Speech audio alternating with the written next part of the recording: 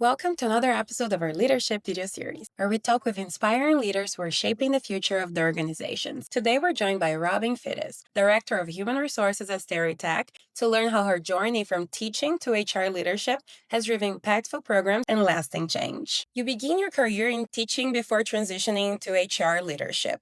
How has your background in education shaped the way you approach leadership and talent development today? The foundation of both careers is really an innate desire to help people develop, whether it's teaching someone their ABCs or teaching someone the basics of leadership itself, right? Leadership 101. At the end of the day, it's really helping someone become the best version of themselves or help them move to where they want to go, right? Just depends on the circumstance. But it's really about enabling success, right? Whether it's success in that grade or that school or that year or that promotion. And really also both jobs really take on the role of a coach, right? So teachers don't just teach ABCs. They also play a role in kind of the emotional development of their students. And so though as adults, HR, we don't necessarily look at emotional development. Leadership development is often tied to people's emotional development. You become a better leader as you develop kind of emotional maturity. So it goes hand in hand, different resources, different tools, but at the end of the day, I think the foundation is really enabling people to be successful. You designed a frontline management training program that's been in place and effective for over 10 years, an incredible legacy. What do you think made that program so impactful and sustainable over time? I really think, Giselle, it was two different things. Being in HR, we're really at the crossroads of where the workforce, the day-to-day team members who run the business, and the leadership who help set the vision and the goals for the business, we're really support to both. And so if we do our job well, we listen to both. What are the pain points that both, are experiencing? And in this case, helping both the team members and the leadership through constant, whether it was turnover, whether it was, personality conflicts or, management at times, it really was identifying, okay, at the end of the day, I'm hearing the same message from the team members as I'm hearing from leadership. We want this to be better. And how do we get it better? And what are we missing? So I think that was the first piece of it, is really understanding the business dynamics, the relationship dynamics, and then having access to it daily, right? Having to be part of the HR team who was helping resolve those conflicts, helping coach people through those, challenges. It was, okay, we're experiencing this, we're having unnecessary turnover, we're having unnecessary conflict. So how do we remedy this? And what we didn't have was a frontline leadership program. So once, myself pulled some data together, my counterparts pulled some data together, we went and talked to the leadership team and said, you feel this, you see it in maybe productivity, lack of profits, not being able to grow or expand the business as fast as you want. We think this is a solution because it gets everybody on the same page. And I'll give kudos to the executive team of that company because they listened. And then we designed the program with their input, and we actually had them go through the program, modified, shorter version of the program we developed to ensure that it was the language that they wanted their leaders and their people to speak. So really it was two phases. It was from the bottom up, listening to the people who were day to day running the business, and then ensuring that the leadership itself was engaged and holding itself accountable. To putting this in play. And as they did it, as they went through the program, as they went through the modified program, they asked really good questions. We ended up actually developing a mentorship program as a result of their feedback. So I think it would understand the problem, understand the actual root cause of it, finding the solution, and then for the people who had to ensure that it lived in the organization, the executive team, right? The top down, they had to say, this is what we expect and this is what we want. And so they supported it. So I think it was really both things. You had to understand the issue, you had to create a solution.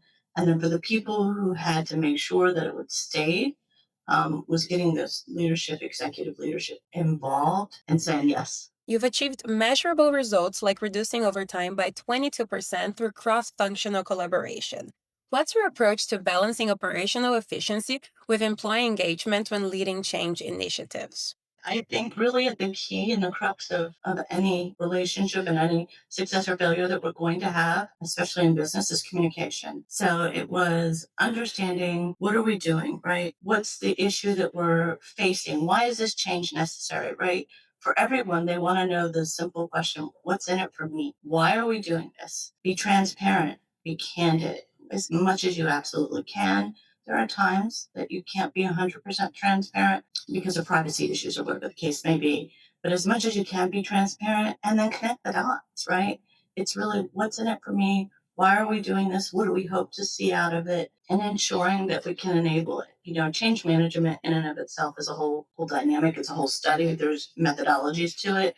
But at the end of the day, if you really just boil it down, it's about communication and engagement. And as long as you help people understand the whys and what's in it for them and what we hope to see on the other side, it tends to be a little less resistant.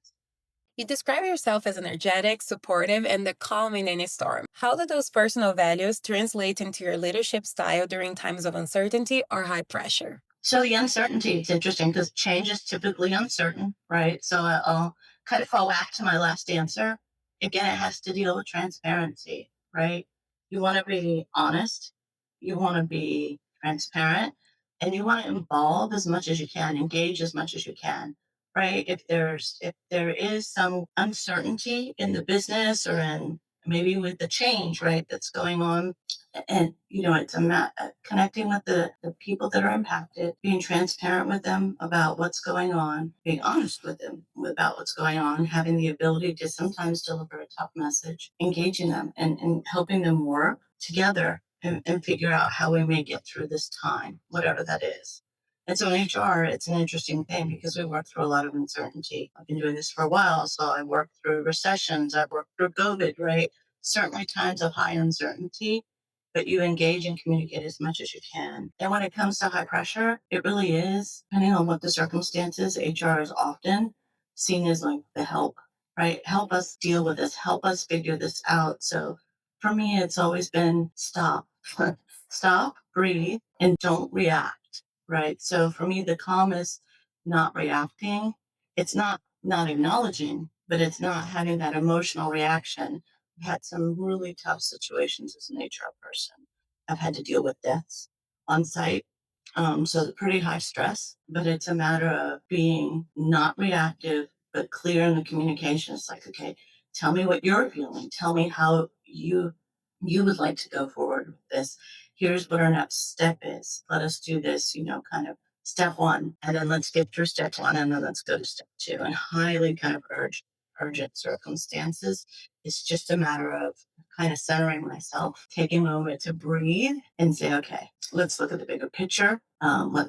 Though it's not hard at times when that circumstance happened, not to be right in it, but to be able to step back and say, okay, and let's be the person that can help people work through their reactions and bring them, you know, kind of de-escalate it for them. What advice would you give to emerging leaders in HR or any field who want to not only advance their careers, but also leave a lasting positive impact on their teams and organizations? Sure, and I think this is becoming much more common in HR than it used to be when I started in the field. But know the business. First and foremost, get to know your business. Understand it from your partner's perspective, understand it from industry perspective, understand it from a regulatory perspective. We all work no matter what industry we're in. We have regulations. If I'm in this industry, I'm regulated by this group potentially. If I'm in this industry, I have these kind of industrial constraints or interesting interplays, right? With whether it's the government or with other companies, whatever the case may be. So it's know the business, know what the strengths of your business are,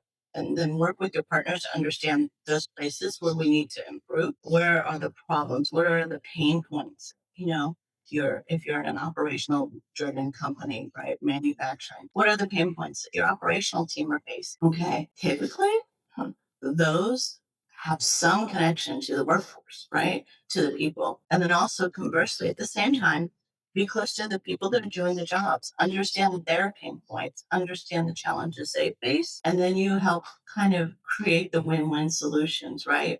If you understand both pieces of the equation, right? We've all heard the saying, there's his take and her take, and somewhere in between lies the truth, right? Well, here it's the business take, the business needs, business constraints, and it's the team members take and their constraints and their pain, and then figuring out how we can fix that and what are the ways forward and engaging the people we need to engage to solve those problems. But be a problem solver. Know your business, understand the business, the nuances of your business, not just that, hey, we make 1,000 widgets a day and we sell them to these companies. Understand the nuances. So it takes a little bit of time. You can't walk into a place unless you've worked in the same kind of business for many years. If you're going into a new business or new industry, take your time to learn the business and then become a problem solver. Be that person that you can help. And then I said it earlier when I talked about what are the similarities between teaching, really, it's enabling success. So being a problem solver really enables success.